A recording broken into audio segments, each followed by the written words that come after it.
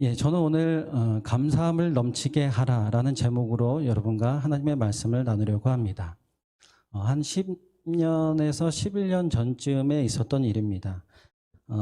제가 이제 청주에 있을 때 부모님 따라서 부모님과 함께 교회를 간 적이 있었습니다. 부모님 섬기는 교회에 간 적이 있었는데 그 교회는 시골 교회였습니다. 뭐 큰 도시의 교회가 아니었고 시골 교회였는데 예배당에 들어갔을 때 할아버님 한 분께서 기도를 하고 계셨습니다. 근데 그냥 기도하시는 것이 아니라 울먹이면서 때로는 흐느끼면서 기도를 하고 계셨습니다. 기도의 내용은 여러 가지 거창한 내용의 기도가 아니었고 단 한마디만을 계속 반복하고 계셨습니다.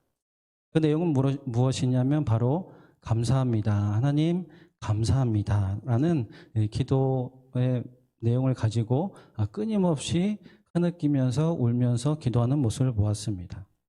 저 할아버님이 왜 저렇게 기도하고 계실까? 나중에 알고 보니까 며칠 전에 함께 살고 계셨던 할머님이 먼저 소천을 하셨던 것이죠. 평생을 함께 했던, 그리고 흔히 말하는 짝꿍이라고 부르는 그 짝꿍이 먼저 부르심을 받아서 하늘나라에 간 것입니다. 먼저 부르심을 받아서 갔으니까 얼마나 슬프고 힘들고 또한 원망이 나왔을까요? 그럼에도 불구하고 이분은 끝까지 그 예배가 끝날 때까지 하나님께 감사합니다라는 고백을 쉬지 않고 했습니다. 여러분 요즘에 감사하고 계신가요? 이 시국에 감사합니다라는 고백을 끊임없이 하고 계신가요? 저도 돌이켜보니까 감사의 고백을 하지 않았던, 감사합니다라는 이 단어조차 잊어버리고 삶을 살고 있지는 않은가라는 것을 깨닫게 되었습니다. 이럴 때일수록 더욱더 감사의 고백이 넘쳐야 될 것인데 오히려 감사가 나오지 않는다니 왜 그럴까?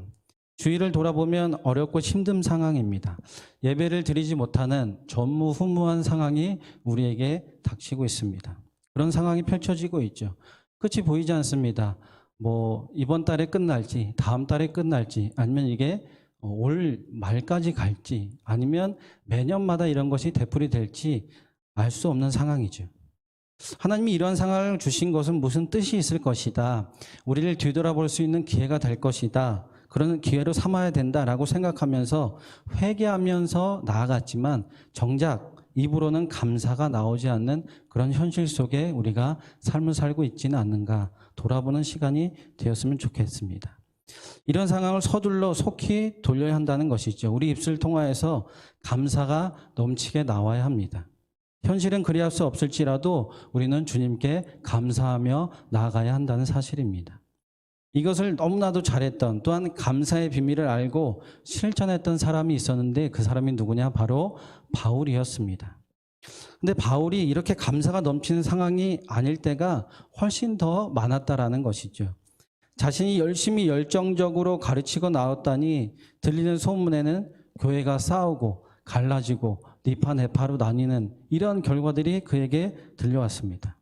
그런 소리를 들었을 때 바울은 어땠을까? 모진 고난과 채찍을 맞았던 바울의 마음은 과연 어땠을까라는 것이죠. 내가 왜 이래야 하나? 내가 무슨 죄를 지었다고 이렇게 핍박을 받아야 하나? 바울도 분명히 이렇게 생각했을 것입니다. 그런데 그는 이것을 자신의 입 밖으로 전혀 내어놓지 않았습니다. 오직 감사로 나아갔습니다. 그래서 오늘 이 고백을 할 수 있었던 것이죠.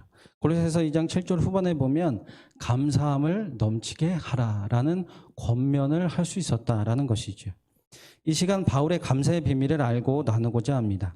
감사함을 넘치게 했던 바울의 비밀은 무엇이고 또한 바울처럼 감사가 넘치는 삶은 어떤 삶인지를 우리가 나누어 보았으면 좋겠습니다. 그래서 바울과 같이 온전히 감사가 넘치는 삶을 사는 저희 모두가 되기를 예수님의 이름으로 간절히 소망합니다.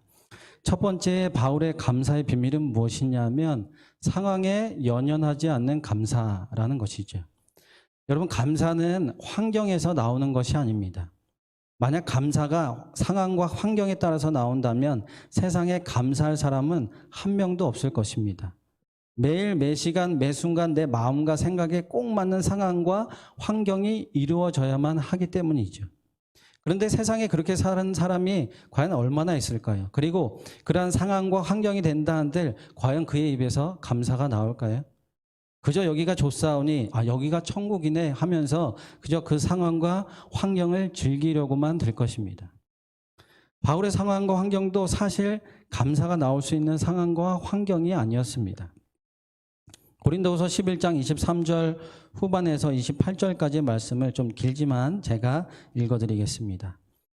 내가 수고를 넘치도록 하고 옥에 갇히기도 더 많이 하고 매도 수없이 맞고 여러 번 죽을 뻔하였으니 유대인들에게 40에서 하나 감한매를 5번 맞았으며 3번 태장으로 맞고 1번 돌로 맞고 3번 파선하고 일주야를 깊은 바다에서 지냈으며 여러 번 여행하면서 강의 위험과 강도의 위험과 동족의 위험과 이방인의 위험과 신의 위험과 광야의 위험과 바다의 위험과 거짓 형제 중에 위험을 당하고 또 수고하고 애쓰고 여러 번 자지 못하고 줄이며 목마르고 여러 번 굶고 춥고 헐벗었노라.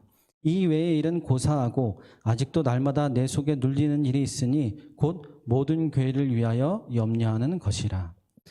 바울의 상황을 가만히 들여다보면 그의 삶 내내조차 평생의 삶을 살아도 과연 어떻게 한 사람이 이렇게 힘든 삶을 살 수가 있을까?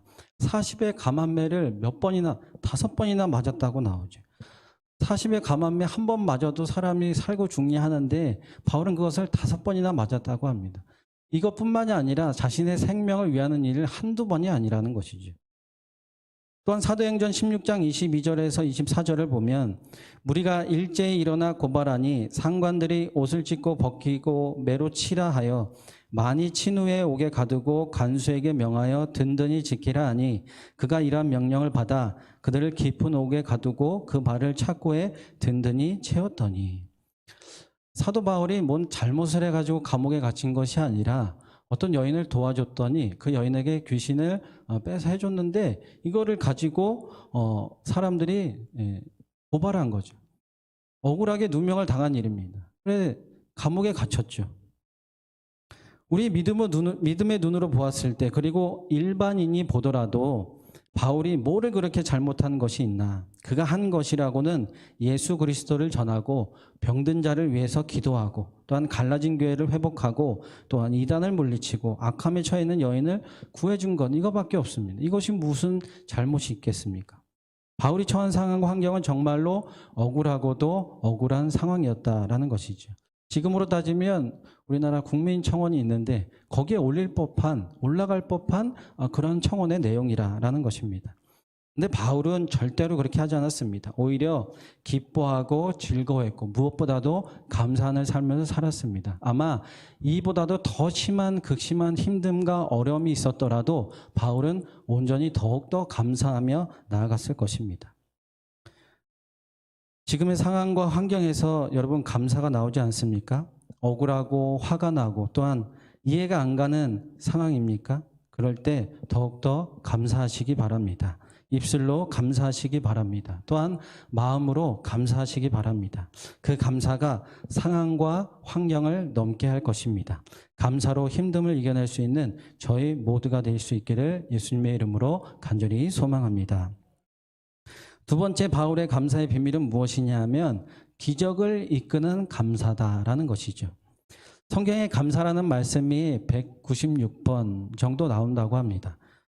이 중에 다윗이 시편에서 77번 나오고 또한 바울 서신에만 48번이나 나오는데 바울이 쓴 책 13권인데 평균적으로만 봐도 한 권당 3번에서 4권의 감사가 나온다라는 것이죠.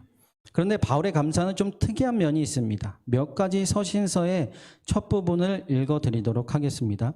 여러분 한번 캐치해 보시기 바랍니다. 로마서 1장 8절에 보면 먼저 내가 예수 그리스도로 말미암아 너의 모든 사람에 관하여 내 하나님께 감사함은 또한 고린도전서 1장 4절에 항상 하나님께 감사하노니 또한 에베소서 1장 16절에 내가 기도할 때에 기억하며 너희로 말미암아 감사하기를 그치지 아니하고 빌립보서 1장 3절 내가 너희를 생각할 때마다 나의 하나님께 감사하며.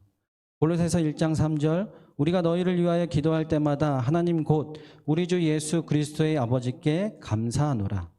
데살로니가전서 1장 2절 우리가 너희 모두로 말미암아 항상 하나님께 감사하며. 데살로니가후서 1장 3절 형제들아 우리가 너희를 위하여 항상 하나님께 감사할지니. 디모데후서 1장 3절 내가 밤낮 간구하는 가운데 쉬지 않고 너희를 생각하여 청결한 양심으로 조상적부터 섬겨오는 하나님께 감사하고. 마지막입니다. 빌레몬서 1장 4절 내가 항상 내 하나님께 감사하고 기도할 때에 너를 말함은. 그럼 혹시 찾으셨나요? 발견하거나 혹시 눈치채셨습니까? 바울의 감사는 무엇이냐면 먼저 미리 하는 감사다라는 것입니다. 여러 가지 문제가 있는 교회 편지 보내는 이 바울에게 있어서 바울은 무엇을 먼저 했냐? 먼저 하나님께 감사했습니다.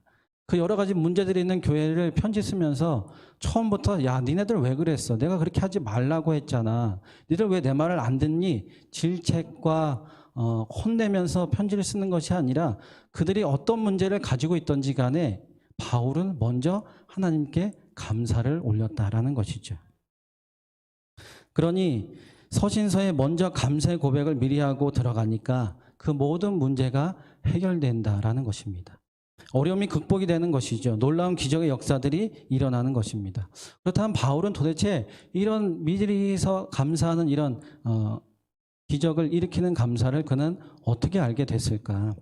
우리는 그것을 요한복음에서 찾을 수 있습니다. 요한복음 6장에 보면 우리가 잘 알고 있는 오병이어의 사건이 나옵니다. 여기에서 물고기 2마리와 떡 5개를 받으신 예수님은 이렇게 행하시는데 요한복음 6장 11절에 보면 예수께서 떡을 가져 축사하신 후에 앉아있는 자들에게 나눠주시고 물고기도 그렇게 그들의 원대로 주시니라.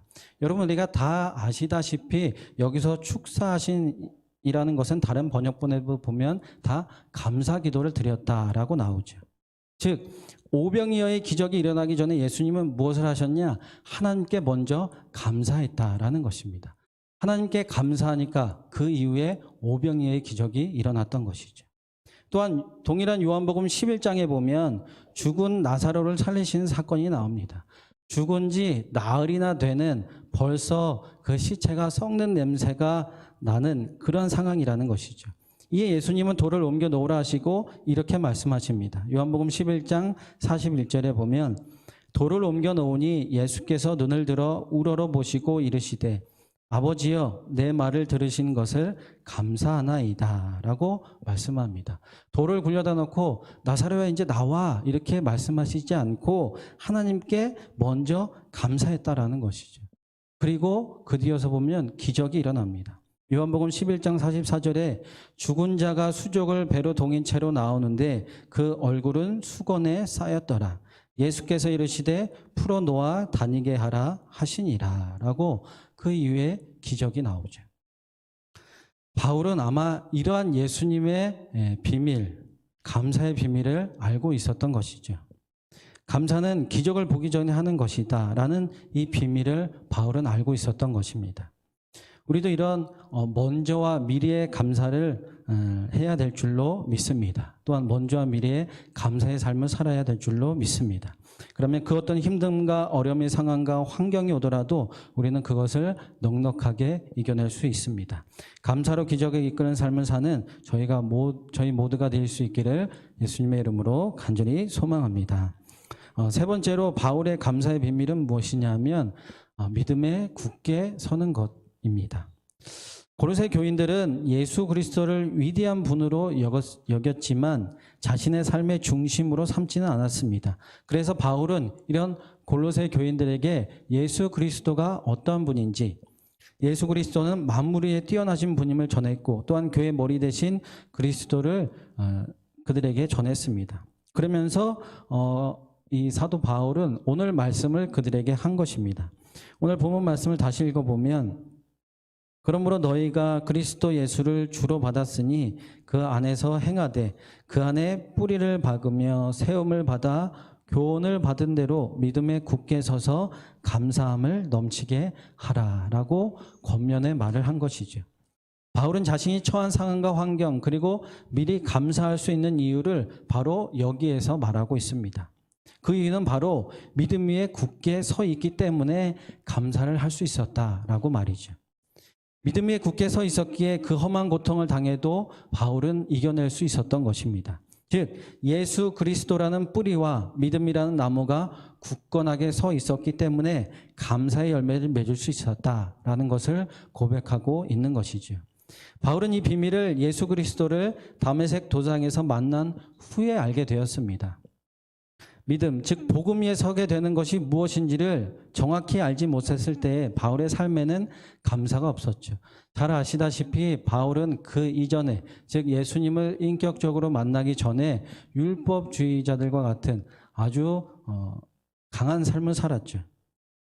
그저 자신의 생각과 자신의 의만을 가지고 율법을 거룩하게 지키는 것으로, 또한 예수 그리스도를 믿는 자들을 핍박하고 그들을 잡아들이고 잡아넘기는 것이 가장 선하고 옳은 길이라 여겼습니다. 그것을 더 열심히 하면 자신이 더욱더 믿음이 좋은 줄 아는 그러한 착각 가운데 삶을 살았다라는 것이죠. 그것이 하나님을 가장 잘 믿는 믿음이라 생각하는 삶을 살아왔던 바울이었습니다. 그러나 예수 그리스도를 인격적으로 만나고 그 주님이 내 안에 계시며 그 주님과 동행하는 삶을 살아가니 당연히 바울의 삶은 그 어디나 하늘나라였고 그 어느 곳이나 감사가 흘러 넘칠 수 있는 그러한 삶을 살 수밖에 없었다라는 것이죠. 여러분, 그러기에 우리도 그러한 바울과 같이 믿음 위에 굳게 서는 삶을 살아가야 될 줄로 믿습니다. 예수님께 뿌리를 내리고 믿음의 나무를 키워가면 범사에 감사할 수 있다라는 것이죠. 그러나 믿음 위에 없다면 우리는 늘 불평하고 또한 원망하는 삶을 살 수밖에 없습니다. 바라기는 바울과 같이 믿음 위에 굳게 서서 온전한 감사함을 넘치게 하는 믿음의 신실한 삶을 살아가기를 예수님의 이름으로 간절히 소망합니다. 말씀을 맺겠습니다. 빌립 E. 하워드라는 사람이 이렇게 말했습니다. 시련이 아무리 크다 할지라도 구원받은 그 모든 죄인들은 감사할 이유를 언제나 발견할 수 있다라고 말했습니다. 바울은 그 이유를 늘 발견했던 사람입니다. 아무리 시련이 크다 할지라도 바울은 그 시련 가운데 하나님께 감사할 이유를 찾았던 사람이죠. 그리고 그 감사할 이유를 찾았으면 바로 하나님께 감사하는 입술로 고백하고 또한 마음으로 고백하는 삶을 살았습니다. 그래서 어떠한 상황과 환경에서도 감사했으며 또한 기적을 이끄는 감사를 통해서 믿음 위에 굳게 서서 감사함을 넘치게 할 수 있었다라는 것이죠. 바울만이 이러한 감사의 삶을 살고 최악인 상황 가운데 그 이유를 발견할 수 있느냐? 아닙니다. 지금 우리도 바울 이상의 감사를 할 수 있습니다. 바울의 감사의 비밀을 알고 있는 우리라면 충분히 가능하다라는 것이죠. 힘들지만 우리부터 감사하면 세상도 분명하게 감사로 하나 되며 또한 주님의 놀라운 이름을 찬양하게 될 것입니다. 감사함을 넘치게 하라라는 이 말씀에 순종하는 믿음의 자녀가 되어서 온전히 우리부터 감사함으로 하나 되고 우리 교회와 가정이 먼저 감사함으로 하나 될 때 이 세상은 더욱더 감사가 넘치는 교회가 복된 하나님이 그렇게 원하시는 하나님의 나라가 펼쳐지게 될 줄로 믿습니다. 오늘도 감사함을 넘치는 우리의 평생의 삶에 믿음 위에 굳건하게 서서 감사를 넘치는 교회가 복 있는 삶을 살아갈 수 있는 저와 여러분이 되시기를 예수님의 이름으로 간절히 소망합니다. 기도하겠습니다. 하나님 감사합니다. 우리에게 감사의 조건을 허락하여 주시고 그 이유를 발견할 수 있도록 인도하여 주시니 감사합니다. 바울은 그 어떤 상황과 환경 속에서도 미리 기적의 감사를 이끄는 삶을 살았습니다. 무엇보다도 바울 자신이 믿음 위에 굳게 서 있었음을 고백하였습니다. 우리도 믿음 위에 굳게 서길 원합니다. 예수 그리스도께 뿌리 내리고 믿음의 나무에 온전히 붙어 있을 때 놀라운 감사의 고백이 흐르게 될 줄로 믿습니다. 감사의 통로가 되어 세상을 살리는 일에 쓰임받는 저희가 되게 하여 주시옵소서. 감사합니다. 사랑합니다. 예수님의 이름으로 기도합니다. 아멘.